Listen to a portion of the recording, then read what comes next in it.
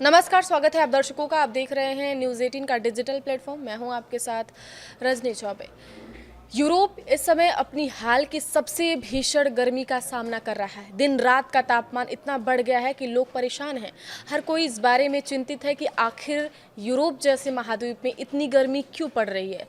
जिस जगह पर लोगों ने हीटर तो खूब देखा था, पर एसी लगाना तो भूल ही गए थे, उन्हें अब इसके बारे में सोचना पड़ रहा है। सड़कें पिघली जा रही हैं, रेलवे ट्रैक टेढ़े हो रहे हैं और गर्मी से लोगों की मौत हो रही है। ये सिर्फ 40 डिग्री के टेम्परेचर पर ऐसा देखने को मिल रहा है। ऐसे में ये सवाल उठता है कि यूरोप भट्ठी क्यों बना हुआ है। एक नई अध्ययन रिपोर्ट की माने तो गर्मी जलवायु परिवर्तन के बिना लगभग असंभव होती है।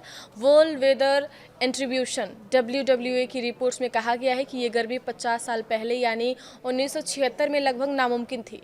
आज ये 20 साल पहले की तुलना में 200 गुना ज़्यादा गर्मी पड़ रही है। फ्रांस, इटली, स्पेन, ब्रिटेन समेत कई देशों में हीट डोम का असर है और दिन में तापमान 40 डिग्री सेल्सियस से ऊपर पहुंच रहा है। रात में भी गर्मी से राहत नहीं मिल रही है और लोगों को आराम मिलना मुश्किल हो गया है। जिन लोगों को ये हीट सहने की आदत नहीं थी, उनके लिए ये बड़ी मुश्किल पैदा कर रहा है।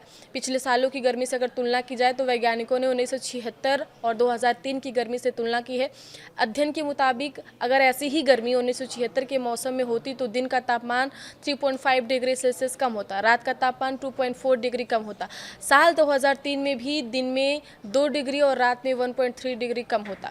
अध्ययन के मुताबिक अगर देखा जाए तो मुख्य लेखक थियोडोर किपिंग ने कहा है कि 1976 के मौसम की ऐसी घटना कभी नहीं होती। 2003 में भी गर्मी का ये रूप किसी ने नहीं देखा था। ऐसे में जलवायु परिवर्तन ही इस गर्मी का मुख्य कारण है। वैज्ञानिकों ने बताया है कि गर्मी की जो असली वजह है वो WWA 2015 से दुनिया भर की चरम मौसम घटनाओं का अध्ययन करती है। यह रिपोर्ट ये समीक्षा पर पद्धति पर आधारित है कि हालांकि पूरी तरह रिव्यू नहीं हुई है। इस अध्ययन में 18 जून से शुरू हुई गर्मी का विश्लेषण किया गया है। 30 यूरोपीय देशों के 850 शहरों में से 45% शहरों में गर्मी का तनाव रिकॉर्ड पर पहुंच गया है। हीट स्ट्रेस से नमी और तापमान दोनों शामिल होते हैं। इससे इंसान के शरीर पर दबाव बढ़ता है और ठंडक पाना मुश्किल हो जाता है। WWA के वैज्ञानिकों ने इसे इस क्षेत्र के सबसे भीषण गर्मी और गंभीर गर्मी और आर्द्र गर्मी की घटना बताया है। वैज्ञानिकों ने कहा है कि मौजूदा एल नीनो चक्र का इस गर्मी पर कोई खास असर नहीं है।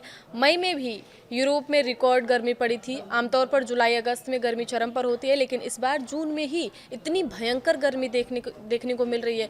क्या इसके लिए यूरोप क्यों नहीं तैयार था? ये कौन सा ऐसा बड़ा कारण है? तो इसके लिए बारे में बात कर लेते हैं। तो यूरोप दुनिया का सबसे तेज गर्म होता महाद्वीप है।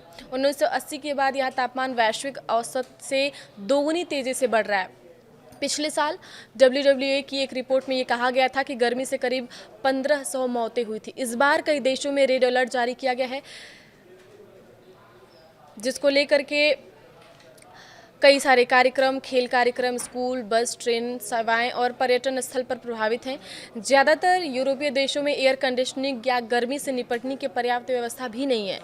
हीट वेव से फ्रांस सबसे ज़्यादा प्रभावित है। वहाँ इस हफ्ते सबसे गर्म दिन दर्ज किया गया है और डूबने से 40 मौतें हो चुकी हैं। बुजुर्ग, बच्चे और बीमार लोग सबसे ज़्यादा इसमें प्रभावित हो रहे हैं। अस्पतालों में मरीजों की संख्या बढ़ गई है। कई जगहों पर काम के घंटे कम कर दिए गए हैं। गर्मी की आदत डालें या बदले सिस्टम। इसकी बात अगर देखा जाए तो न्यूज़ एजेंसी AP से बातचीत में WWA के वैज्ञानिक थियोडोर किपिंग ने कहा है कि हमें ऐसी गर्मी की आदत डालनी होगी। बुनियादी ढांचे को बदलना पड़ेगा।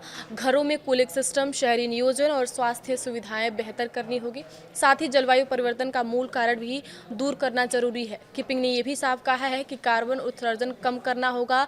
कोयला, तेल, गैस का इस्तेमाल हमें घटाना होगा। आगे की खबरों के लिए आप बने रहिए न्यूज़ 18 के साथ। धन्यवाद।